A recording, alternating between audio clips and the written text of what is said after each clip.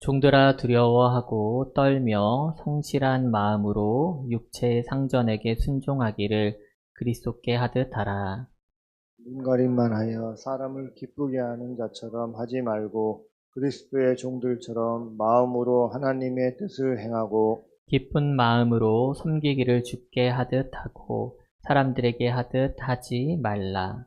이는 각 사람이 무슨 선을 행하든지 종이나 자유인이나 주께로부터 그대로 받을 줄을 알미라. 같이 읽겠습니다. 상전들아 상전들아 너희도 너희도 그들에게 그들에게 이와 이와 같이 같이 하고 하여 위협을 위협을 그치라. 그치라. 이는 이는 그들과 그들과 너희의 너희의 상전이 상전이 하늘에 하늘에 계시고 계시고 그에게는 그에게는 사람을 사람을 외모로 외모로 취하는 취하는 일이 일이 없는 없는 줄 줄 너희가 너희가 알미라. 알미라. 아멘. 종종 우리말이 영국의 옥스포드 영어 사전에 등재되었다는 어떤 소식을 들으신 적이 아마 있을 겁니다. 이전에 없던 단어와 말들이 어떤 시대 상황이나 또한 어떤 흐름에 따라서 계속 업데이트가 되는 거죠. 몇 년 전 우리 말 하나가 또 그 옥스포드 사전에 등재가 되었는데 영어로 뭐냐면은 GAPJIL 이라고 합니다. 다시 읽어드릴게요. 잘 들어보세요. GAPJIL 이라고 하는 단어가 등재되었어요. 읽어보니까 어떻죠, 여러분들? 예, 갑질이에요, 갑질. 우리나라 사람은 누구나 이제 익숙한 단어가 됐는데, 이 단어가 처음 미국에 알려진 거는 뉴욕타임스 뉴스 기사에 썼습니다. 거기서 이제 갑질에 대해서 이렇게 썼어요. 한글로 갑질이라 뭐라고 말했냐면은 중세시대 영주처럼 부하 직원이나 하도급 업자에게 권력을 남용하는 행위라고 해서 우리나라 상황에 맞추어서 미국에서 소개를 불명예스럽지만 했습니다. 이렇게 뉴욕타임즈에 이런 단어가 소개되고 또한 영어 사전에 등재된 데 일조한 사건을 아마 여러분들이라면 잘 아실 것 같아요. 땅콩 항공의 그 유명한 회항 사건이죠. 항공사를 소유한 그룹의 딸이 기내 서비스에 불만을 가지고 갑질을 부리면서 세상을 좀 시끄럽게 했던 사건입니다. 그 이후 우리나라에서도 이제 빈번하게 일어나던 갑질에 대한 어떤 인식 같은 것들이 수면 위로 좀 올라왔고요. 그 위에 다양한 곳에서 갑질에 대한 어떤 이야기들이 좀 공론화가 될 수 있었던 것 같습니다. 어떤 드라마에서는 이 시대의 갑과 을의 관계에 대해서 이렇게 풀어내더라고요. 한 음식점을 운영하는 남자가 자기 가게에 식료품을 납품하는 분들이 온 거예요. 차를 가지고 막 음식을 날라요. 그러면 이제 감사합니다 하고 받으면 되는데 갑자기 하지 않아도 될 일들을 막 시키는 거예요. 저기 청소 좀 하고 반말로 막 짓거리면서 막 그 사람들이 그 일이 끝이 아닌데 갑자기 허드렛 일을 더 시키면서 인격을 무시하는 그런 행동을 하는 거죠. 그게 뭐야? 바로 우리가 흔히 말하는 갑질이죠. 갑질. 근데 화면이 싹 바뀌어요. 그래서 어떻게 되냐면은 그런 무시를 받던 그 하도급 업자의 친구가 앞에 있던 친구가 갑자기 그 음식점에 손님으로 방문하는 거예요. 그래서는 그 주인이 와서 준을 봤는데 이제 반말로 하다가 그 사람이 했던 행동 그대로 돌려주는 거죠. 물 좀 가져와. 이거 뭐가 맛있어? 훨씬 나이가 어림에도 불구하고 그 주인에게 반말을 하면서 아나무인격으로 역시나 그 남자를 대합니다. 처음에 그 갑질을 했던 음식점 주인이 화가 나지만 어째요? 입장이 바뀌었잖아요. 입장이 바뀌니까 어떻게 할 줄 몰라요. 이걸 가지고 일명 이제 거울치료라고 하죠. 거울치료를 당한 셈이 됩니다.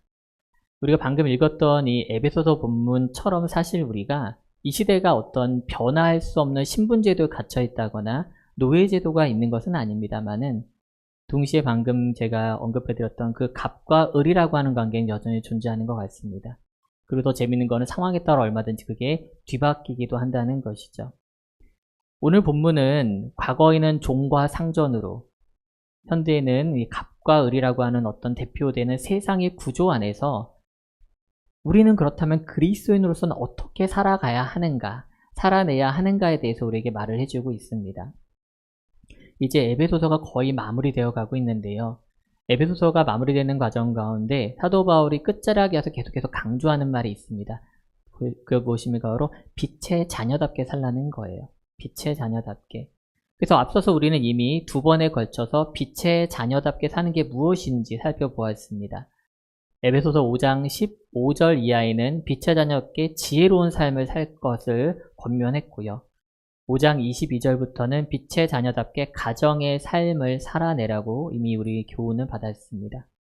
그리고 오늘은 마지막으로 빛의 자녀답게 되는 세 번째, 이 시대를 살아가는 세상의 삶에 대해서 우리에게 각자 말을 해주고 있습니다.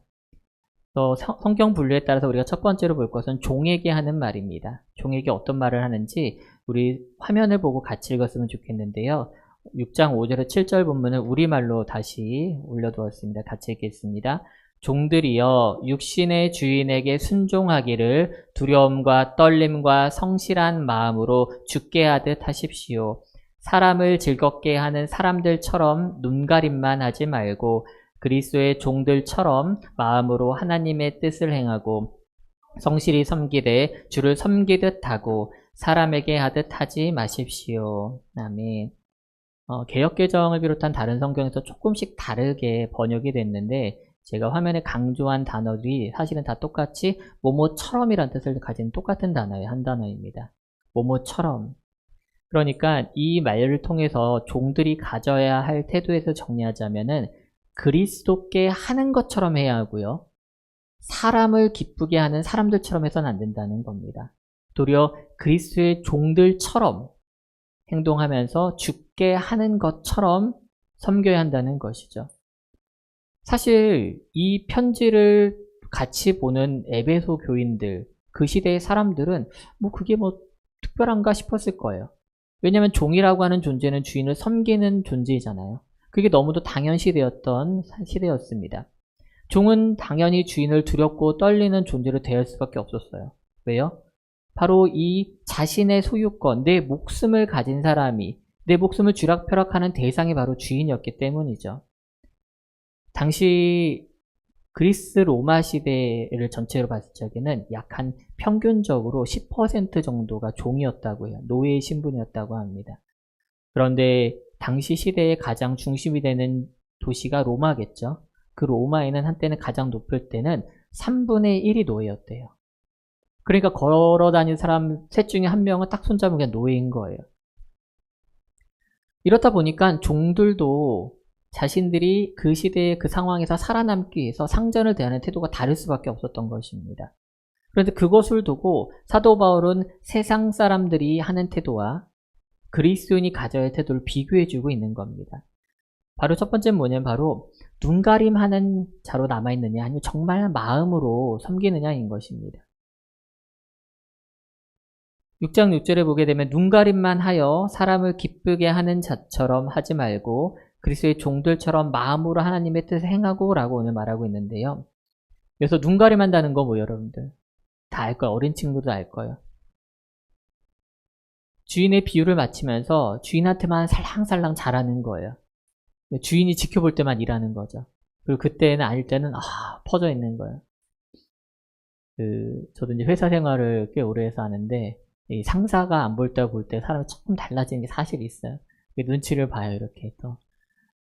근데 제가 이제 또 이제 집에서 나름대로 자영업을 했잖아요. 또 태도가 달라지더라고요. 이게 오갑니다. 그리고 다시 또 요즘에 학원에서 일하니까 조금 달라진 거. 근데 여전히 주임의 마음은 가지고 있는데 그게 참 달라요. 이게 누가 지켜보고 있냐 아니냐에 따라서 눈가림을 한다는 거예요. 근데 우리가 진짜 가져야 할 태도에 대해서 사도 바울은 그렇게 말하지 않아요. 뭐라고 말해요? 마음으로 하래요. 마음으로. 마음으로 한다는 건 뭐예요? 마음이 드러나나요, 여러분들? 눈 가리면 드러나죠, 사실은. 잘 볼 때 막 잘하고, 열심히 하고, 안 볼 때는 다 있다. 근데 마음으로 하는 건 사실 겉으로 잘 안 드러나요. 도리어 반대예요. 하지만 정말 마음으로부터 한다는 거는 겉으로만 열심히 하는 태도 완전히 반대의 상황을 말하는 것입니다. 그래서 골로새서 3장 22절 아래도 있는데 똑같이 이 딱 눈가림이 나오는 단어가 2번 나오는데 오늘 본문과 바로 골로새 3장 22절입니다. 이 구절은 같이 읽겠습니다. 시작. 종들아 모든 일에 육신의 상전들에게 순종하되 사람을 기쁘게 하는 자와 같이 눈가림만 하지 말고 오직 주를 두려워하여 성실한 마음으로 하라. 아멘. 이 두 구절을 통해서 우리가 눈가림하는 행동의 공통점을 볼 수 있는데 바로 뭐냐면 사람을 기쁘게 하는 거예요. 사람을.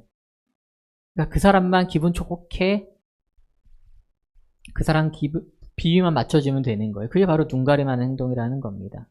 근데 그 반대인 마음으로 하는 것의 공통점은 뭐예요, 여러분들? 내 눈 앞에 내가 잘 보여야 할 사람이 있음에도 불구하고 그게 아니라 내 눈엔 사실 보이지 않는 것 같은데 누구를 경외하는 마음으로 일을 해요? 주님을 경외하는 태도로 그걸 근본에 깔고 일하는 거예요.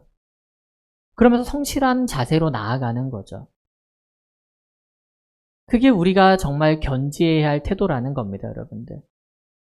그래서 우리가 이 눈가림으로 하느냐 아니면 정말 마음으로 하느냐 이 갈등 가운데서 우리가 잘 선택을 해야 하는 것이죠. 그래서 사도 바울은 계속해서 우리가 결국에는 사람들은 눈가림으로 하고 상황에 맞춰 하고 내가 기분 좋으면 하고 기분 안 좋으면 안 하고 이런 태도가 아니라 우리가 정말 그 취합해서 뭐예요? 정말 그리스도께 하듯 하라고 우리에게 권면을 하는 겁니다. 세상에서는요, 사실은 종된 자의 입장에서 이제 제가 을의 자리라고 봤을 적에 정말 나의 생계를 책임지고 나의 직책을 좌지우지하는 그런 사람에 대해서 눈치껏 잘 사는 것을 잘 살다고 얘기해요. 저 사람 눈치밥이 있어. 처세술이 좋아. 삶의 지혜가 있어. 라고 얘기해요.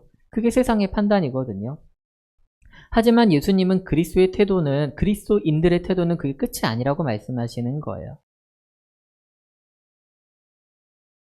저도 이제 일하러 가게 되면은 어느 순간부터 예전에 직장 생활 때도 그렇고 저만의 시간이 있으면은 가장 먼저 뭐라 했더니 기도를 하더라고요. 자연스럽게. 왜냐면 제가 그날 만나야 할 사람들이 있고 해야 할 일들이 있잖아요. 제가 보통 가장 먼저 출근하면 아무도 없어요. 그럼 좀 짧게라도 기도를 합니다. 그날의 계획도 생각하면서. 근데 주님 제가 이 자리에서 그리스도를 살아내게 해주십시오. 제가 만나는 사람들마다 축복의 통로가 되게 해주시고 주님을 대하듯이 대하게 해주시며 주의 마음을 가지고 비록 저보다 어린 이들이지만 연소한 자들이지만 주여 섬기는 모습으로 나아갈 수 있게 해주십시오. 그래서 저를 통해 작게라도 예수의 모습이 보이게끔 해주십시오라고 늘 기도를 해요. 아마 여러분들도 삶의 현장에서 그럴 거라고 저는 믿습니다. 그런 자세를 매일매일 해도 흔들리는 게 우리의 삶 아닙니까? 그래서 예수님께서 우리에게 이런 말씀을 주세요. 누가복음 말씀 우리 한번 같이 읽어볼까요? 시작. 그들에게 이르시되 누구든지 내 이름으로 이런 어린아이를 영접하면 곧 나를 영접함이요 또 누구든지 나를 영접하면 곧 나를 보내신 이를 영접함이라. 너희 모든 사람 중에 가장 작은 자가 그가 큰 자니라. 아멘.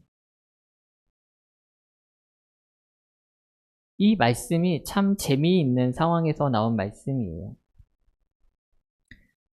사람들이 서로가 무시하는 사람들, 예수님께로 가까이 오고자 하는 사람들 가운데 무시당하는 어린아이들을 주님께서는 도리어 부르시는 거예요. 각자가 누가 큰 자니, 누가 예수께서 큰 자니 라고 얘기할 적에 예수님은 그 방식으로 가지 않으시는 거예요. 너희들이 무시하고 너희들이 소홀히 하는 이 작은 자를 진짜 영접하고 만나는 게 결국은 나에게 하는 것과 같다라고 말씀하시는 겁니다. 여러분들도 만나는 자들에게 만나는 사람들마다 그의 나이와 직책과 상황과 환경에 상관없이 죽게 하듯 한번 해보세요. 이분이 그리스도이시구나. 나의 구원자이실지도 몰라. 주님이 나에게 이렇게 대하셨고 주님이 연소한 자를 도리어 섬기라 하셨던 그 말씀이 내 삶 가운데 이루어진지 보란 말씀입니다. 분명히 여러분들 눈을 높이 든 게 아니라 여러분들 더 약하고 더 낮은 곳에 더 힘든 자들에게 눈을 돌려야 하는 것. 그게 예수님이 이 땅에서 평생 사시면서 하셨던 행동 아닙니까? 근데 우리 눈은 너무 높아요. 올라갈 것만 바라보고 있어요. 나보다 조금 약하고 나보다 좀 무시해요. 말을 놓고 함부로 대하고. 그거는 예수님께서 우리 가운데 가르치신 방법의 삶이 아닌 줄 알기 원합니다.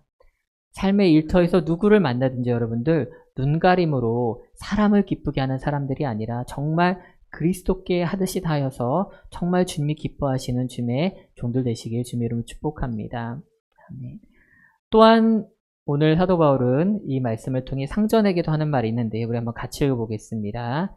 시작. 주인들이여 여러분도 협박을 그치고 종들에게 그와 같이 행하십시오.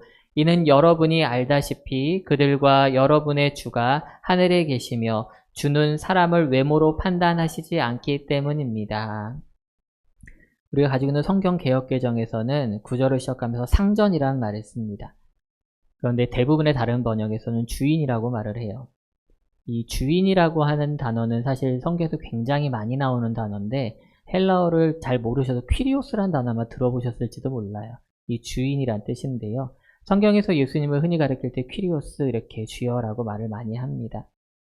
아마 이 편지를 받은 에베소 공동체를 비롯해서 많은 그 시대의 사람들이 그 주인, 이 퀴리오스란 단어를 들었을 적에 자연스럽게 그래 맞아 내가 상전이지. 내가 종과 다른 나는 주인의 자세에 있지. 라고 아마도 생각을 했을 거예요. 그러니까 같은 예배 공동체 안에 있고 같이 예배를 드리고 있지만은 누구는 종이고 누구는 주인이거든요. 그런 사람들이 처음에 어떻게 말해요? 주인들이여 라고 할 적에 맞아 나에게 하는 말이구나 귀로 쫑긋했을 거라는 거예요. 그런데 재미있는 건 뭐냐면은 그 뒤에 뭐라고 나와요 여러분들? 여러분이 아시다시피 그들과 여러분들이 주가 하늘에 계시며 주는 사람을 외모로 판단하지 않는다고 말해요. 똑같은 단어인데 그 주됨이 달라지는 거예요. 내가 주인인 줄 알았는데 갑자기 맞아 이 주는 세상에서 말하는 퀴리오스가 아니지. 누구예요? 바로 하늘에 계신 하나님을 말하며 예수 그리스도를 말한다는 겁니다. 그러니까 어떻게 되는 거예요? 이 말씀을 듣는 진짜 이 세상의 상전들은 맞아 내가 진짜 영원한 주가 아니었어. 나보다 더 높은 곳에 우리끼리 나누는 주인과 종의 개념이 아니라 더 크신 주님이 이 땅을 통치하시고 계셔라고 하는 것을 깨달을 수밖에 없었다는 겁니다. 그 안에 우리는 결국에는 그 능력과 그 권위 안에 무릎을 꿇을 수밖에 없다라는 겁니다. 그러니까 바울의 권면이 받아들여지는 거예요. 그들이 세상에서는 떵떵거리며 살았을지 모르잖아요. 그들이 세상에서 어떤 대우를 받았는지 모르지만 교회 오면은 어때요? 다 더 크신 주님이 있다라는 그 아래 우리는 같은 존재가 되는 겁니다. 그러니까 바울이 하는 것처럼 위협을 그치라고 말하는 게 그들에게 정당한 권면이 되는 겁니다.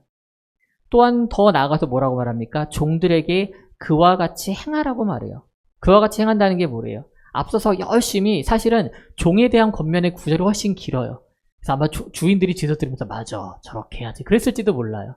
맞아 마땅히 종이라면 저렇게 해야지. 근데 마지막 절에 상전들이 하면서 이제 내 차례가 됐군 하고 듣는데 한 절밖에 없는데 그 한 절에 핵심이 들어있는 거 뭐예요? 그와 같이 행하라고요. 앞에서 종들이라고 하는 당시의 신분에 억압되어 있고 같이 했던 사람들에게 말하는 것처럼 너희도 더 크신 주님을 인식하고 모든 이들에게 죽게 하듯 하라는 겁니다. 세상의 논리로는 말이 안 되는 방식이에요, 여러분들. 세상이 뒤집어지는 거죠. 세상에 이제 어른들이 그런 말 있죠. 세상엔 다 이치가 있고 순리가 있어. 순리대로 맞게 살아야 돼. 근데 그런 사람들한테 이런 말을 들으면 어떨까? 아니 무슨 소리 하는 거야? 아무리 그래도 세상이 뒤집어져도 안 바뀌는 게 있지라고 할 수도 있다라는 거예요.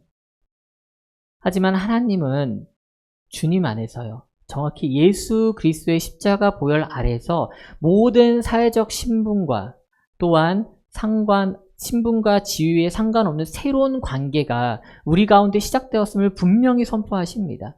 분명히 선포하세요. 그걸 우리가 이 새로운 관계에 대해서 골로새서와 갈라디아서 말씀을 볼 수 있는데요. 골로새 3장 11절 같이 보겠습니다. 시작. 거기에는 헬라인이나 유대인이나 할렙파나 무할렙파나 야만인이나 수구디아인이나 종이나 자유인이 차별이 있을 수 없나니 오직 그리스도는 만유시오 만유 안에 계시니라.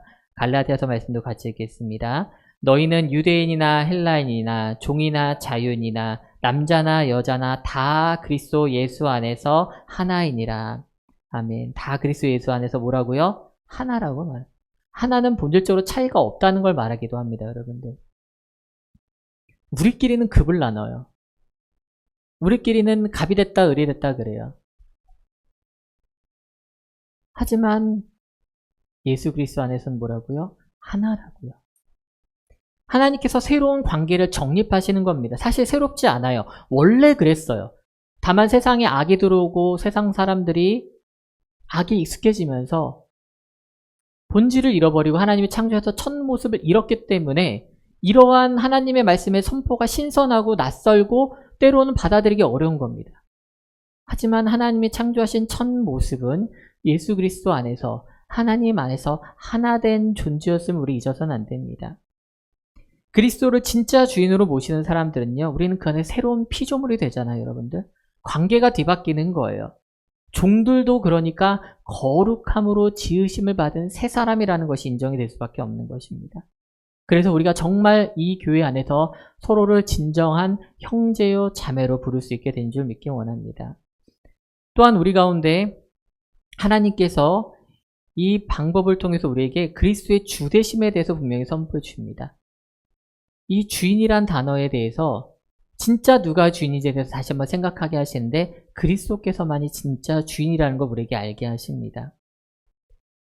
마가복음 10장에 가게 되면은 중반쯤에 이런 이야기가 나옵니다. 예수님의 제자 중에 두 명이 야고보와 요한이 서로 형제인데 예수님 앞에 나와요. 그래서 예수 앞에 나와서 예수님, 제가 좀 부탁할 게 있는데 좀 들어주셨으면 좋겠어요. 우리 애들도 그러잖아요. 엄마, 아빠, 일단 내가 필요한 게 이거 일단 좀 얘기 좀 들어봐. 노라고 하지 말았지. 무조건 들어줘야 돼. 이러고 올 때가 있단 말이에요. 일단 뭐라고 얘기나 해봐. 일단 얘기나 해봐. 듣긴 해보자라고요. 예수님도 그래. 예수님께 구하는 게 있는데 좀 주셨으면 좋겠습니다라고 말해요. 들어봤더니 뭘 원해요? 그 아들 둘이 나중에 한나는 하나님 예수 그리스도 자리에 우편에 하나는 좌편에 좀 앉혀주십시오라고 말을 하는 거예요. 예수님이 분명히 이 땅의 주인이 되신 걸 인정하고 믿고 새롭게 오게 될 나라에 하나님이 예수 그리스도가 이 땅에 통치가 되실 걸 아니까 저 옛날부터 다녔잖아요. 저희가 1호 교인 아닙니까? 2호 교인 아닙니까? 실제로 그렇거든요. 베드로와 함께 가장 먼저 주님을 따라 나선 제자들이에요. 얼마나 헌신했겠어요. 얼마나 주님과 함께 동행했겠어요. 그러니까 베드로도 있지만 일단 우리 형제니까 우리 보기 좋게 좌우에 하나씩 앉혀주십시오. 그러니까 어떤 일이 벌어져요? 막 그 얘기를 듣고 나서 다른 제자들이 분열이 일어나는 거예요. 네가 뭔데? 나보다 나이도 어린 게 네가 예수를 먼저 따랐다고 먼저 되는 줄 알아? 나중 된 자가 먼저 된다 몰라? 막 이제 난리가 난 거예요. 막 그 안에서. 결국 뭐예요? 이 야고보와 요한이 하나님 예수 그리스도의 주되심은 알고 주가 된다는 게 무엇인지라고 생각한 거예요. 높은 곳에 앉아서 통치하는 걸 생각하니까 그 옆자리를 원하는 거예요. 근데 예수님께서 이 분란 마지막에 어떻게 정리하시냐면은 자신의 주됨이 무엇인지를 다시 한번 정의 내리시는데 너무나도 이것이 반전입니다. 우리 같이 한번 읽어보겠습니다. 마가복음 10장 45절입니다. 시작.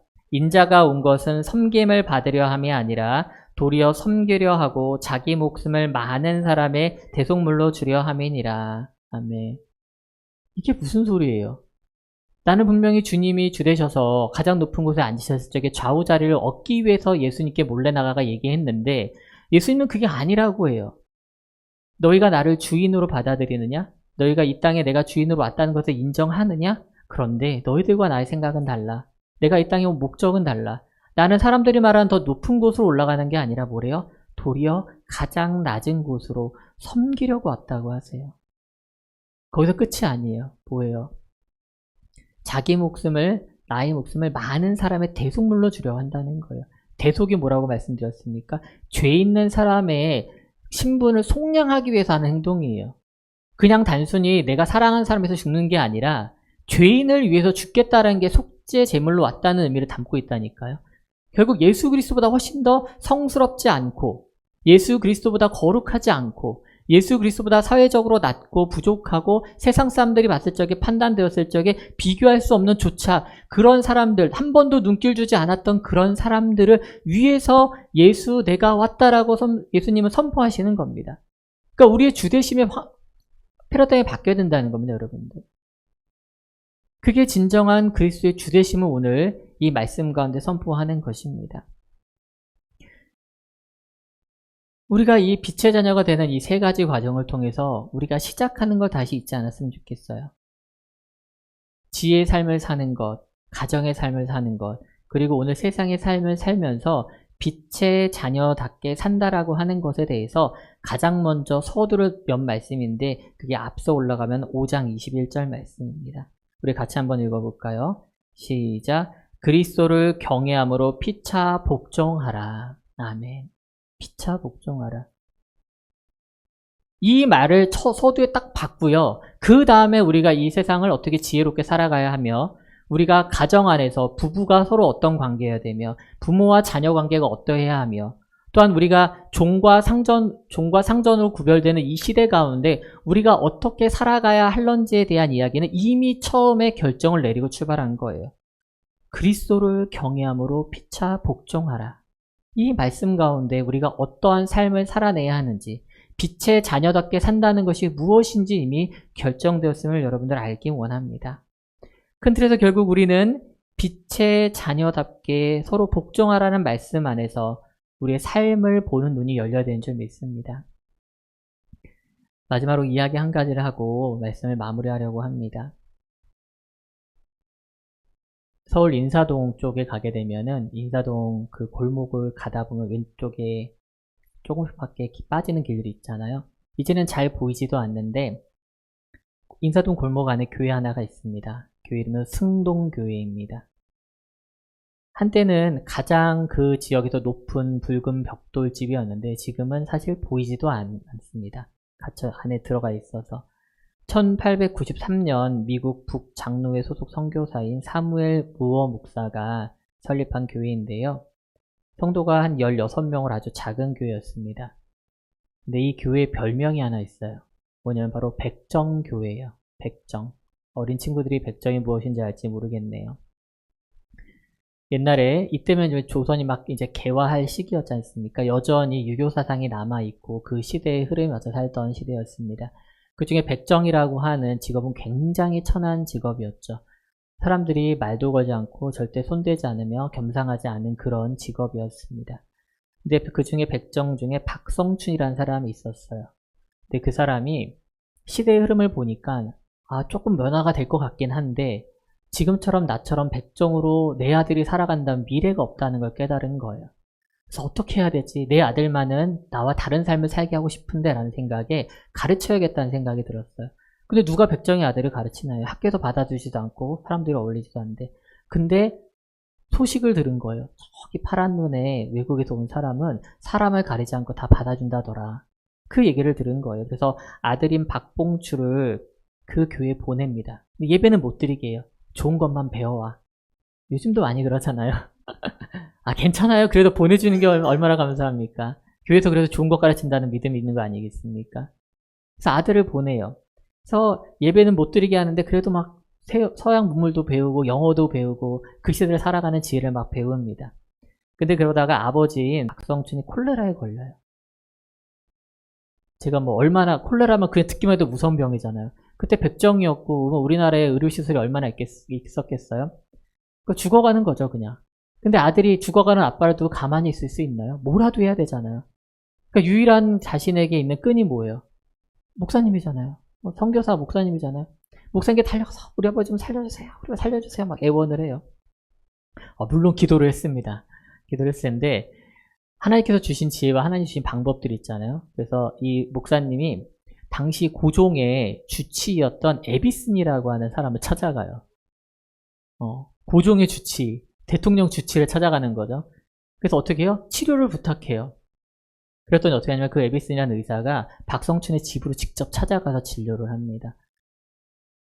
지금 들어도 너무나도 있을 수 없는 일이라 생각이 들잖아요. 왜요? 그리스도인들은 차별하지 않잖아요. 똑같은 주님의 자녀들이잖아요. 똑같이 구원받아야 할 대상이고 아프면 치료받아야 할 대상 아니겠습니까? 근데 그 사건을 기준으로 해서 아버지가 교회에 출석을 하면서 교회를 열심히 다니기 시작합니다. 근데 또 다른 문제가 생기네요. 뭐냐면은 이미 그 교회에 다녔던 양반 출신의 그리스도인들이 불만을 비치기 시작한 거예요. 어떻게 백정호 내가 같은 자리에 앉아서 예배드리냐. 막 불만이 일어났어요. 근데 목사님은 꺾지 않으셨어요. 똑같이 주님의 자녀입니다. 차별하지 않습니다. 그래서 그 사람들이 양반 출신 사람들이 결국 나가서 교회를 따로 세웠어요. 근데 몇 년 되지 않아서 다시 들어왔어요. 왜냐면 그 교회 불탔거든요. 그랬을 적에도 여전히 그 사람들은 다시 받아주었습니다. 그렇게 해서 교회가 성장하고 교회가 세워지면서 1911년에 그 교회에서 백정으로는 처음으로 장로가 됩니다. 첫 장로가 백정 출신이 된 거죠. 거기서 끝나지 않고 이 아들 박성춘은 선교사님을 통해서 계속 배웠던 학문과 또한 아버지를 치료했던 서양 의학에 눈을 뜨면서 열심히 공부했고요. 우리나라 최초 서양 의사 7명 중에 한 명이 되었다라고 합니다. 또 거기서 끝나지 않고 그리스도인으로서 어떻게 이 시대를 살아가는지, 핍박받고 일제시대에 억압받았던 그 시대에서 어떻게 살아가는지 고민하다가 간도 지역에 학교를 세우고 민족교육에 힘쓰며 또한 독립운동에까지 투신하였고, 이 승동교회는 그 이후에도 3.1운동의 중요한 운동의 근거지가 되었다라고 합니다. 사실 세상은 계속 변합니다, 여러분들. 또 다른 계급과 차별, 또한 갈등이 일어날 거예요. 그 가운데 우리의 위치도 어떻게 될지 모르죠. 내가 높은 곳에 있을지 낮은 곳에 있을지, 내가 헤게몬을 잡을지 아니면 끌려달지 모릅니다. 신약시대의 종이 될지 주인이 될지, 현대시대에서 계속 갑으로 살지 아니면 을로 지금처럼 살아갈 건지 아무도 모릅니다. 어쩌면 미래에는 새로운 이름이 나올지 몰라요. 그러나 우리가 이 사회구조와 계급에 갇혀 사는 존재는 아니지 않습니까, 여러분들? 과거나 현재나 미래 역시 저는 그럴 거라 믿습니다. 우리의 소속은 딱 하나입니다. 빛의 자녀입니다. 예수 그리스도의 피로 보혈로 거듭난 새로운 존재가 되었다는 겁니다. 빛의 자녀답게 산다는 건 여러분들, 이 세상의 삶을 살아갈 때 결국 하나님의 사랑과 지혜로 살아가는 존재인 줄 깨닫기 원합니다. 부디 바라건대 우리가 모든 사람들을 향해서 그리스도께 하듯 섬기며 사랑하기를 원합니다. 그랬을 적에 우리 가운데 진정 하나님의 살아계심을 세상 가운데 드러낼 수 있을 것이고요. 우리가 그렇게 살아가려고 노력하고 애쓸 때 주님께서 더 밝은 빛으로 우리를 인도하시며 주님의 정말 빛의 자녀답게 사는 것에 대해서 우리 가운데 어떠한 것인지 더 많이 알게 하시고 더 많이 일하게 하시며 더 많이 드러나게 하실 줄 믿습니다. 우리 사랑하는 여러분들, 빛의 자녀답게 빛의 자녀로 남은 인생을 살아가길 주님의 이름으로 축복합니다. 아멘.